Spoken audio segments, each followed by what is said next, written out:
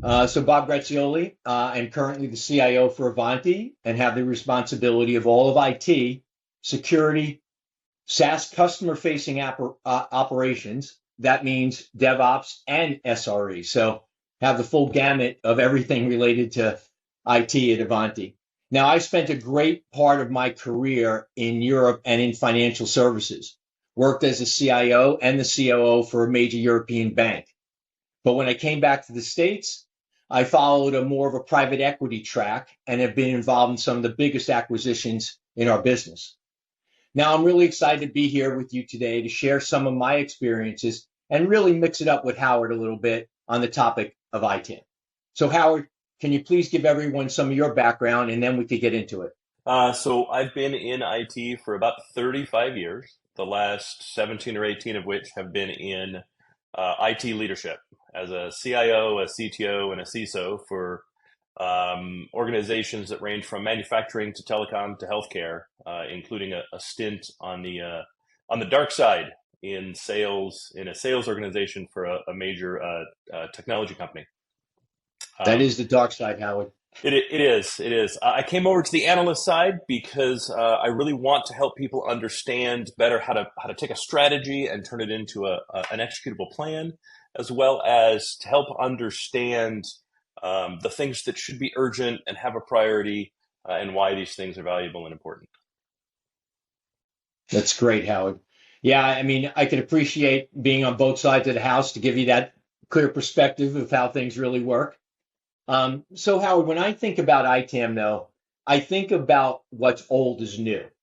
Okay, when we think about ITAM, it's really been a staple, right, for IT since the 80s, right, when PCs, Macs, right, entered the workplace, and it started to really crush or disrupt the mainframe, right? That dominance the mainframe had, centralization of things, right? Then distributed computing kind of accelerated the need for a more robust way for IT to track and manage assets, right? Then we got the Internet of Things. The pandemic moved us into the remote workforce.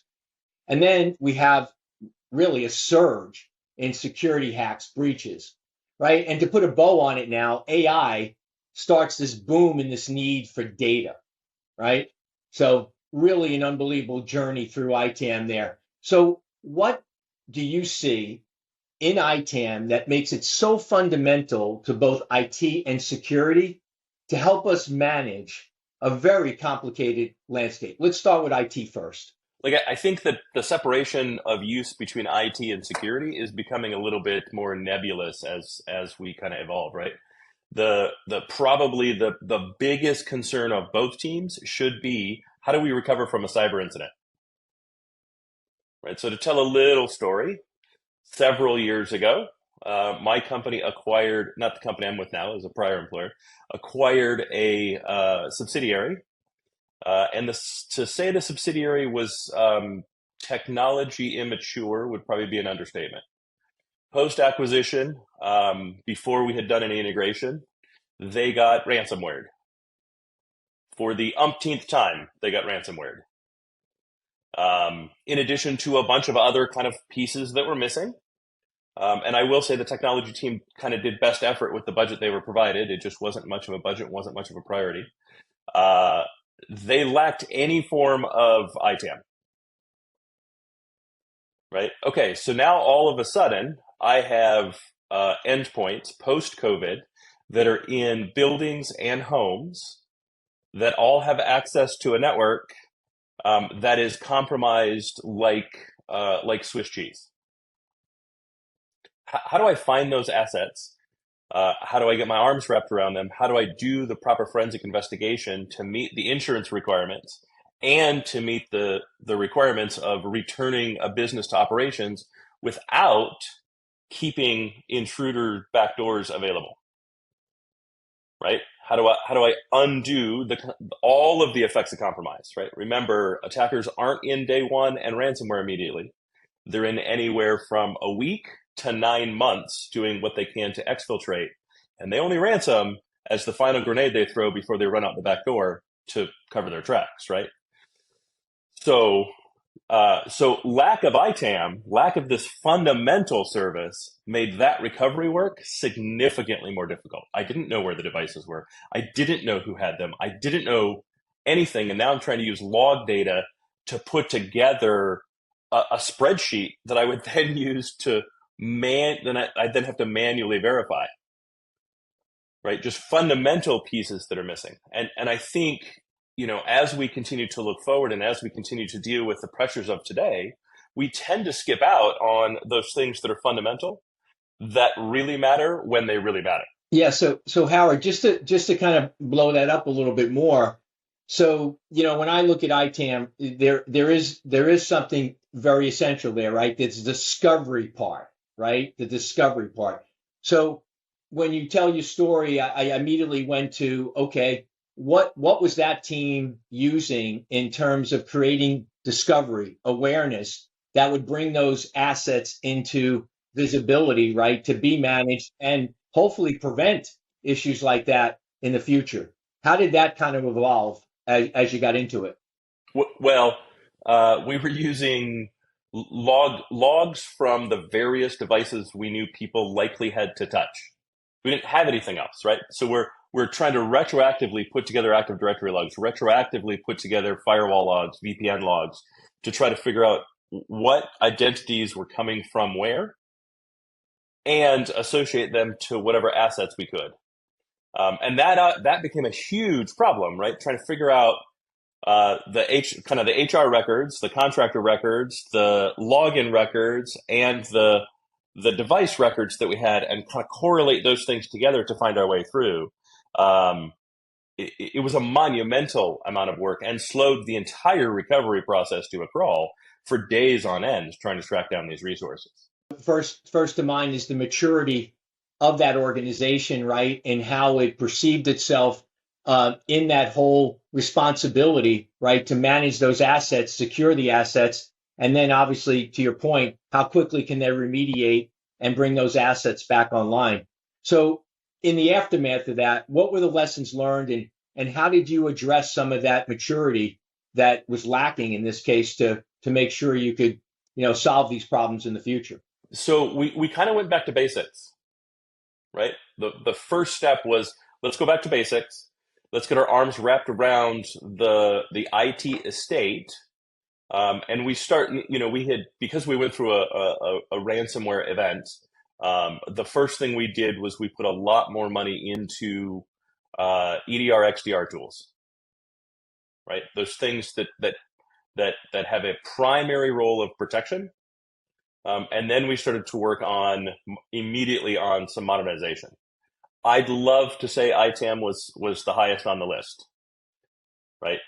Unfortunately, the newest piece of hardware was probably 6 years old, right? So unfortunately, we had a few issues we needed to overcome, but it immediately pointed out that not only did we need to get the subsidiary under control, but it had us look at the larger organization, and really it changed our priorities. And discovery of a 10,000 person organization became a much higher priority and moved ITAM much further up on our list of kind of to-dos, right? And frankly, it wasn't on my project plan for modernizing the environment, and suddenly became, we really need to get our hands wrapped around what IT assets do we have in this environment, and that meant the core business, but also all of our subsidiaries, so that we could start ensuring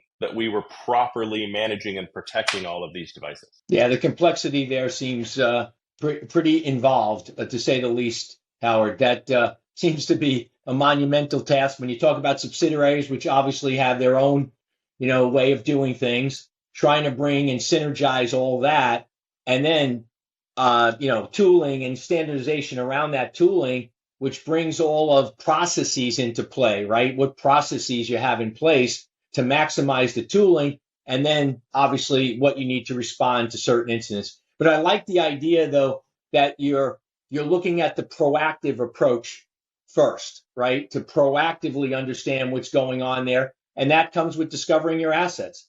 knowing what you need to manage and the complexity of what's needed to be managed is paramount, right? I mean, the operating systems, who's using it, the apps there, and so on, and the network complexity, obviously important.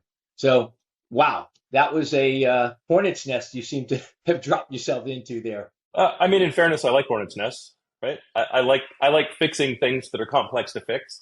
It kind of comes back to the kind of somewhat famous George Bush discussion, right? There are known knowns, there are known unknowns, and there are unknown unknowns, right? The reality is security is more about the unknown unknowns and minimizing those, right? Not having your hands wrapped around what your technology estate actually is just throwing stuff into the unknown unknowns pile. Like, it's actively making the choice to have unknown unknowns, right? We need to move those things into the known side of the business so that we can control them, so that we can secure them, so that we can manage them. So Howard, just for the audience though, in terms of like some of the maturity slash limitations, we all know we have budget issues, talent, resources. Did you see that as an integral part of how you needed to, address this, securing the right budget, evaluating the talent and the resources that you would have on hand to implement your strategy and plan going forward? How did that play into it? Oh, 100%, right? Almost every decision that I made kind of sat in that matrix effect, right? Take a look at your cost model, which is your budget. Take a look at your operating model, which is your people, and then figure out what are the things that I need to do and how do they weigh in on those two different sides of the house, right? And they're integrated. They're not separate. I don't do the cost modeling and the people modeling separate because they impact each other. And I'll be honest, what I tend to do is start with the people first. So if I were to do this completely manual and we're going to track everything in Excel spreadsheets, how much is that going to cost? Right? What is the efficacy of that? And does the efficacy of that meet what I would consider a waterline, a bare minimum necessary to claim we have any success? And when it comes to this particular topic, the answer is generally no. Right? Like, I would need too many people in the organization to manage the assets for too much time to get the efficacy high enough that it was manageable. But you end up with kind of a number, right? This is what the cost of doing this manually would be. Then I can also look and go, okay, cool. Within the talent that I have available to me, the boots on the ground that I have, is this even reasonable? Do I have enough available hours in any given week to cover the level of effort? Right. And so I end up with kind of two numbers at the end of that, right? Kind of the cost to do it and then the feasibility of doing it. Right. And then, cool, now I have a delta. And the delta is, this is the real cost to do it if I max everybody else's time. That leaves them no availability, but fine. So I kind of end up with three numbers when it's all said and done. And those three numbers then go directly to, what is the cost of using a tool? Right. And all of a sudden, it becomes relatively easy to justify the budget. Because I'll be honest, tools are cheap, people are expensive, right? Tools are cheap because if the tool doesn't work, I'll throw it away. I'll get another one, right? I can take action. You can't throw people away. Anyone that thinks you can throw people away probably needs to examine kind of who they are and what their EQ is. The reality is, when we hire someone, we make a promise to them that they'll have a place here. I make a commitment to them to grow and build and evolve them within the organization, right? I don't do that with a tool. I can be a complete sociopath with a tool, but I don't want to do that with people. And so I then start looking at, okay, cool, can a tool do this? How automated can I get it? And how does that automation fit with how my people work and the maturity of my people? How easy is the tool to use within my own operating model? And that's kind of the big kind of decision blocks that I move. And then once I've kind of reconciled that, then I go to the team and I go, hey, here's the mission. Here's the project definition. Here's the product definition, as in my business goals attached to the project. If I do some research, which isn't guaranteed in every situation as the CIO or the CTO, here's the research I've done, and then I expect my team to go out and kind of do the research on a timeline and return some results.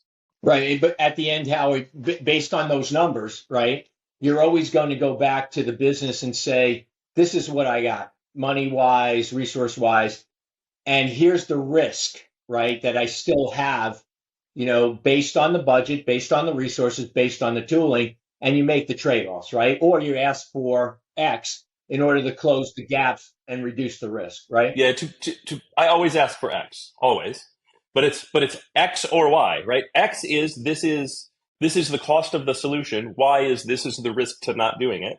The business has to pick one, right? I'm there as the advisor. I advise the business on why I think X is the right solution, and why Y is not, and I try to quantify both sides of the equation as best I can. Right, it's going to cost us $380,000 to solve this problem over 3 years. The potential cost is, and in my case, I could look at the incident and I go, well, here's the actual cost to a small piece of the business. This could have been much bigger. This would have been the actual cost. Exactly.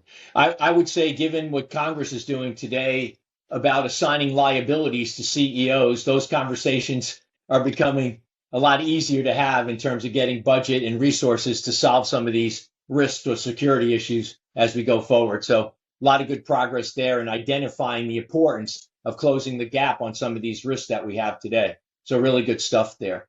So Howard, I want to transition a little bit, right? I'm lucky enough to have, IT and security under, one umbrella, but we know a lot of IT shops don't have that today. In fact, we have some research out there that says 72%, I don't know how it's 72, but let's say 70%, okay, basically say that IT and security professionals don't share data between the teams. Now, obviously, big problem, right? Another 63% say that because of that, it's slowing down remediation, response time, et cetera. And then another 54% say, obviously, this creates all kinds of weaknesses in our security posture. So look, what do you think of those numbers? And what do you think of how ITAM, right, allows us to connect that data and potentially bring these teams together? What's your view on that? So I think the statistics are likely right? Based on my experience, right, just kind of back in the napkin, I would say they're probably, if someone asked me those questions, they're probably numbers that I would be able to come up with. Organizations are really good at creating silos, right?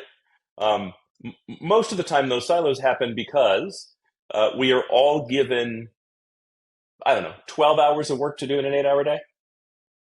And communication is not on my list of KPIs, right?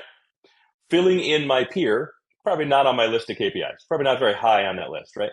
Of the list of things that I need to do as the CISO is keep the organization secure, keep us from being ransomed, and keep us from being in the news.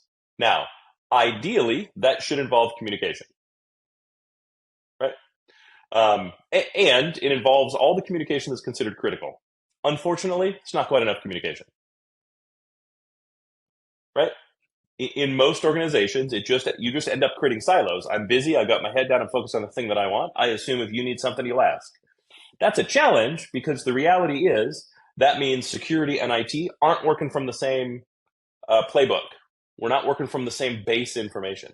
And that's where ITAM comes back in, right? What I like about ITAM is it is an authoritative record of our assets.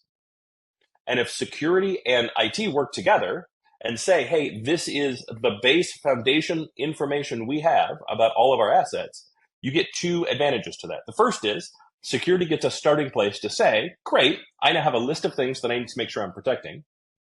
But also they get the ability, because their tools do discovery in a different way, right? My security and my IT tools do discovery in a different way. We can also check each other, right? Hey, ITAM says you should be protecting these other 200 assets that I don't see in your list.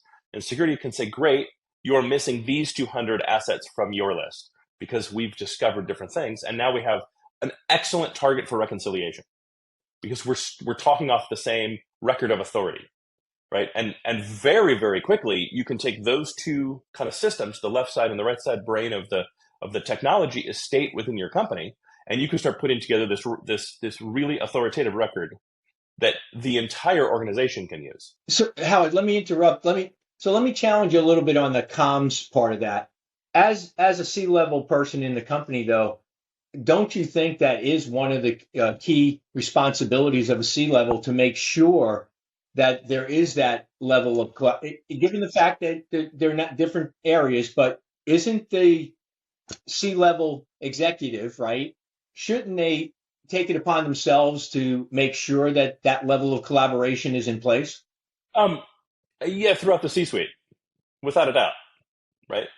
That being said, I have objectives and I have near field tasks. Like I have those things that are on my plate day to day. I don't know of any C-level executive that communicates as much as they should with any other peer C-level executive,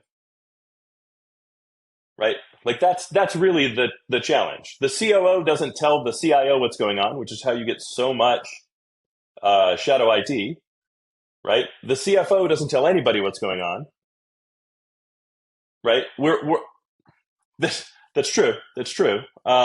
My point was just like we don't communicate as much as we should because we're likely focused on the things that we need to do right now today, right? And that's kind of how you get into this habit. Right, but I'm saying, is that a root cause for the silo? The creation of the silo, right? And then we start to drill further down into why certain tools were selected that don't integrate well with IT, or some process and the way we want to remediate problems when we find them don't actually work well together. Does it start from the top is my point, and then work its way into how we tactically resolve issues? I would say yes, it starts from the top because culture is always driven from the top, right? And if your culture is one that supports silos and isolation and isn't a culture that tries to beat out silos and isolation, then that is the result that you get. No doubt about it.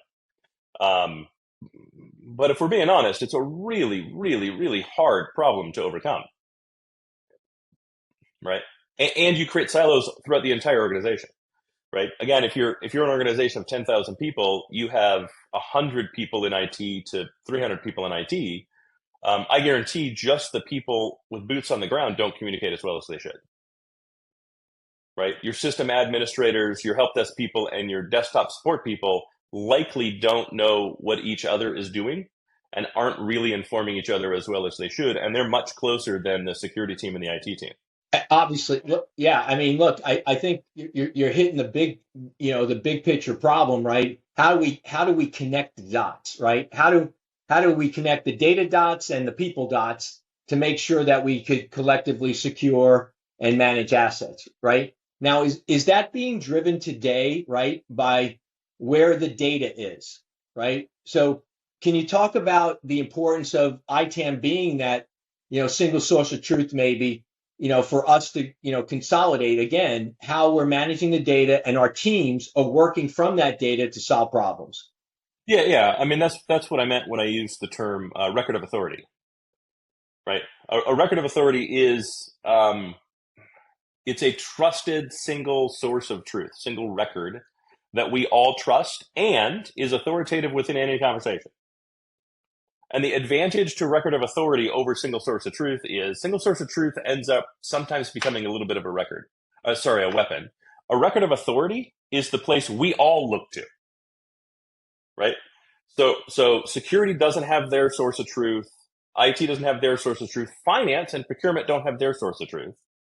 ITAM, or whatever the tool is, but ideally ITAM because it's built for it, becomes that record of authority, right? When security is curious, they go to the ITAM. When procurement's curious, they go to ITAM. All of the data comes out of ITAM, right? And failing to do that, all that does is create multiple places where each team is allowed to establish their own trust, which means it becomes a weapon again. Because if the CFO has a record that they trust, procurement has a record they trust, operations has a record they trust, IT has a record they trust, and security has a record they trust, then all we do is beat each other over the heads with our records. Well, to continue the data discussion, then, it's obvious that ITAM is not just about IT assets and inventory, right? So if we talk about connecting dots, we have automation that we want to look at, CMDBs, GRCs, AI, et cetera, right? So can you talk about how ITAM becomes that single source record or single source of truth, right, that connects these functions, and how important that is right, to some of the ITAM ROI story that we have out today. I mean, I've heard globally that ITAM could save $67 billion across IT. I don't know if that's true, but if we do bring all this data together and connect these functions, how do you see that really enhancing the ROI for ITAM? Inside the organization for assets. And yet, every single other system expects to work with those assets, right? So our CMDB, our security tools, our patch management, our whatever, it doesn't, our EDR, our MDR, our XDR, right? All of these things are looking for authoritative data sources and generating a ton of additional data. That creates a bidirectional channel that allows us to both source and validate our record of authority on a continual and constant basis, right? So I see ITAM being as fundamental as your ITSM software, as your ticketing software itself, right? And proper integration and proper automation means when those things are out of sync, right? Your ITAM and your XDR or your EDR or your CMDB are out of sync, you can automatically generate tickets. They're just data sources. You can automatically generate tickets to have somebody go look at it, right? And soon we'll get to the point where you can automatically remediate those issues, right? Maybe when you discover, hey, look, there's a whole bunch of new assets that we just discovered because of whatever trap and trace data we have, we can kick off a new discovery job for that IP subnet, right? Using the AI discovery built into the ITAM tools. Now, all of a sudden, ITAM now has the records. Yeah, AI is going to be a game changer around that data, for us to remediate, discover, et cetera. So, Howard, before we lose track of time here, I wanted to obviously turn it over to you to give you a chance to talk about the latest ITAM Radar report, right? And some of the methodology used to create that report and how you see Ivanti fitting into that framework. So can you give us a couple of minutes on that? I absolutely can. So let's start with who GigaOM is a little bit. You kind of know who I am. You've listened to me for a half an hour. GigaOM is an analyst research organization. When I say those things, you probably think of a name that's not GigaOM. Maybe it starts with a G. That's fine. What makes us a little bit different is everyone that works as an analyst for GigaOM is an engineer or an architect. They're a practitioner actively working in the space. I don't have full-time analysts. That's a huge difference. That also means when I report, there are two things you need to know. The first thing is my hero graphic, right? Much like a competitor's MQ, that's their hero graphic. My hero graphic is a radar. My hero graphic contains a ton of nuance. So it's important to understand how to read the hero graphic. And so when you're looking at my radar, right, it is a radar, so closest to the center is best. And you have 4 pieces of information that are worth keeping track of. The first is just pure distance from center.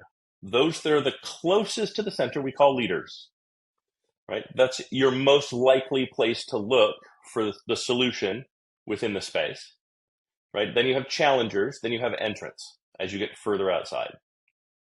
Each vendor is also ranked on their pace of movement, with outperformer being kind of a fire orange, fast mover being a dark blue, and forward mover being an ice blue.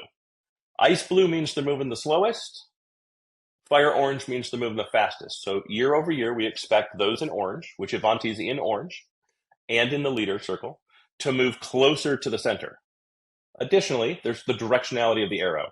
Generally, the arrow points to the center. Everyone is kind of moving to that sweet spot, generally. However, there are some times when vendors make a decision that they want to improve more of they want to move more from feature to platform, which means they're moving from depth of capabilities to breadth of capabilities. This is something we see frequently, right? And as you get closer to that center line, what we're saying is effectively you cover the breadth with significant depth, right? So within a platform, each of the features accomplishes to a high level of depth competitive with those that would just be dedicated feature plays. Howard, you mentioned platform in there. I would be remiss if I didn't challenge you on at least explaining how you're looking at platform, right? How does Radar see platform as it's reflected in your report? Yes. Yes. So let's be really clear. There are plenty of platforms that show up as feature plays. We are only looking within the ITAM market as we define it, right? So we'll use Ivanti as an example because you guys have a platform that does a lot of things outside of ITAM, right? However, we're only looking within ITAM. And so if you take a look at how we break out the market, we break out the market into key features, emerging features, and business criteria.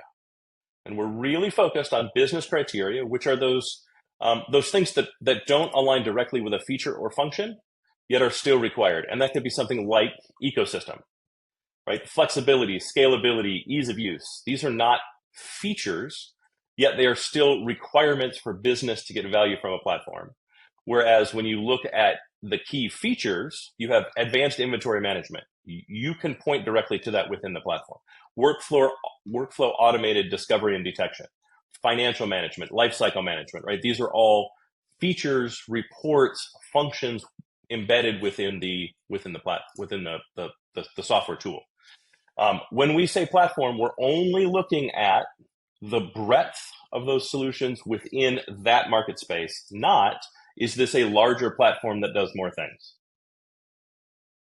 right? And so while Ivanti is a larger platform within, within the ITAM space, we feel Ivanti does a far better job of the depth than the width. Now, it's important to note you're very close to that center line, right? So your breadth is not an iceberg. Your breadth is a skating rink.